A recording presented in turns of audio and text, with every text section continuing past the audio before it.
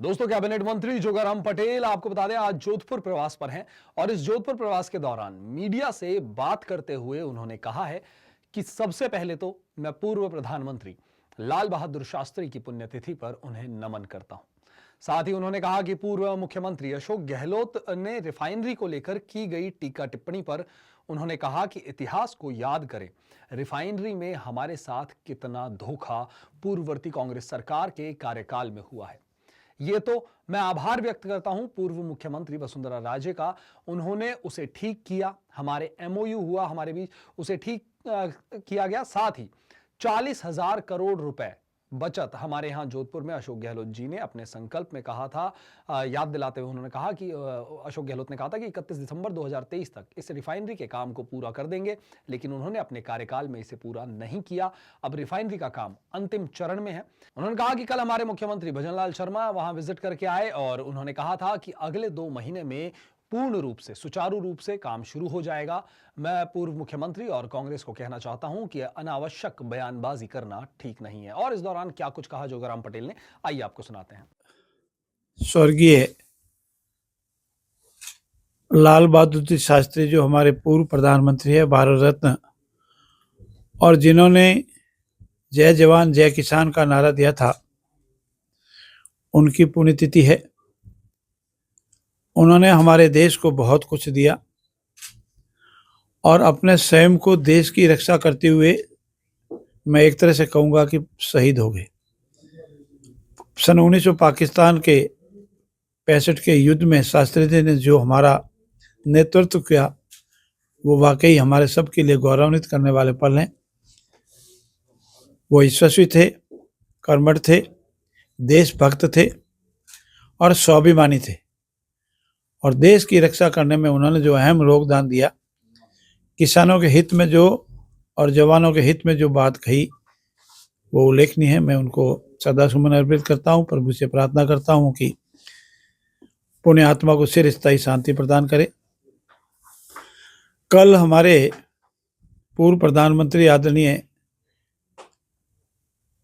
लाल बहादुर जी शास्त्री की पुण्यतिथि के अवसर पर भी हम सब ने कार्यक्रम रखा था, और साथ ही साथ मैं आपके संज्ञान में ये भी निवेदन करना चाहता हूँ कि जोधपुर के जायजन में हमारे पूर्व मुख्यमंत्री आदरणीय अशोक गहलोत जी ने रिफाइनरी को लेकर के कुछ टीका टिप्पणी की थी। मेरा निवेदन यह है कि हम इतिहास को याद करें, रिफाइनरी में हमारे साथ कितना धोखा पूर्ववर्ती कांग्रेस सरकार के कार्यकाल में हुआ था। ये तो मैं आभार व्यक्त करता हूँ, धन्यवाद देता हूँ पूर्व मुख्यमंत्री यशस्वी वसुंधरा जी को, उन्होंने उसको ठीक किया, हमारा जो एमयू हुआ था उसको ठीक किया, हमारे तेल और हमारी ज़मीन को बचाया और 40,000 करोड़ रुपए की बचत हमारे यहाँ की। उसके बाद में अशोक गहलोत जी ने अपने संकल्प में कहा था, अपने विधानसभा में ये स्पष्ट रूप से कहा था कि हम 31 दिसंबर 2023 तक इस रिफाइनरी के कार्य को पूर्ण कर देंगे, लेकिन उन्होंने अपने कार्यकाल में पूर्ण नहीं की।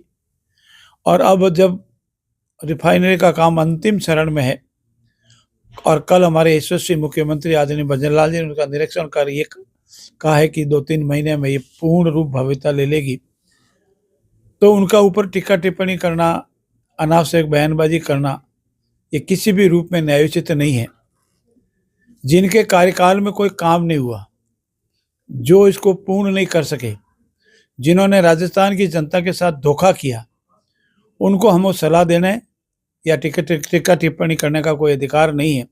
मैं उनसे नम्रता से निवेदन करता हूं कि कृपया ये बताइए कि आपके कार्यकाल में क्या हुआ, आपने जो समझौते किए थे उसमें राजस्थान के हितों के साथ क्या हुआ, आपने जो समझौता किया उस जमीन का क्या मूल्य आपने वसूल किया, आपने जब एमयू किया था तो कितने हजार करोड़ रुपए का नुकसान हो रहा था।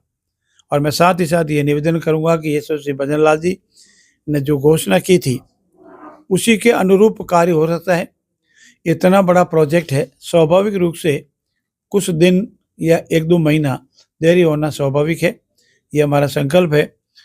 और बजट घोषणा है हमारी, दूसरे जो 7 उपकरण लगने वाला है और दूसरी मशीनरी जो लगने वाली है, दूसरे छोटे उद्योग लगने वाले हैं, बायोमेट्रिक्स लगने वाले हैं, उसको भी हम पूर्ण करेंगे। मैं ये भी निवेदन करता हूं कि उन्होंने एक गलत बयानबाजी की कि इंग्लिश मीडियम स्कूलों को ये सरकार बंद कर रही है, ये हमारी योजनाओं को बंद कर रही है। आज दिन तक ये सरकार उन जनहितकारी किसी योजना को बंद नहीं किया, न कभी बंद करेगी। जहाँ तक इंग्लिश मीडियम स्कूलों का प्रश्न है, अगर पूर्व में ही चल रही हिंदी मीडियम की स्कूल हैं, जो हिंदी मीडियम से 1 से 5 तक बच्चे पढ़ रहे हैं, बिना इंग्लिश मीडियम इस स्कूलों का कोई वातावरण तैयार किए, अध्यापकों की इंग्लिश मीडियम के अध्यापकों की भर्ती किए बगैर मात्र चलती हुई स्कूल का नाम बदलने से वो इंग्लिश मीडियम स्कूल नहीं हो जाती है। हम समीक्षा कर रहे हैं और समीक्षा के उपरांत जो ठीक है जनहित में, बच्चों के हित में, वो इसी तरह चलती रहेगी। जनहित में नहीं है, बच्चों के हित में नहीं है, बच्चे पढ़ना भी नहीं चाहते हैं, तो उसके संबंध में हितोचित निर्णय लिया जाएगा। धन्यवाद।